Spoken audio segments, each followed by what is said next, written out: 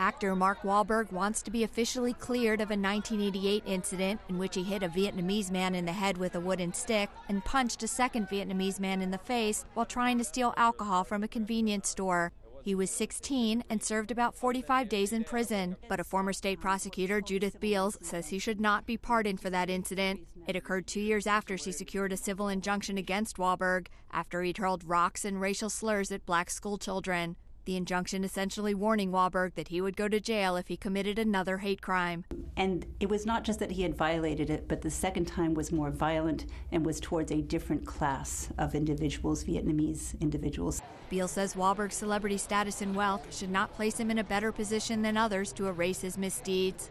A sentiment echoed by Kristyn Atwood, who asked that her face not be shown on camera. Atwood says she was 9 years old when Wahlberg and a group of his friends attacked her class during a field trip in what was a very segregated Boston. It was a hate crime, and that's exactly what should be on his record forever. And for him to want to erase it, I just think is wrong. I found a report I wrote. Atwood's teacher at the time, Mary Belmonte, says Wahlberg should be considered for a pardon if he apologizes to his victims.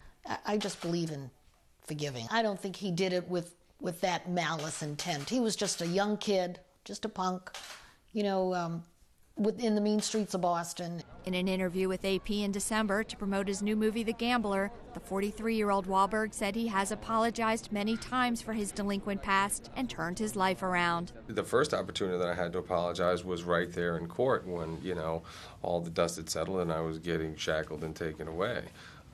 And certainly, have made sure that I paid my debt to society and, continue to try to do things to make up for the mistakes that I've made.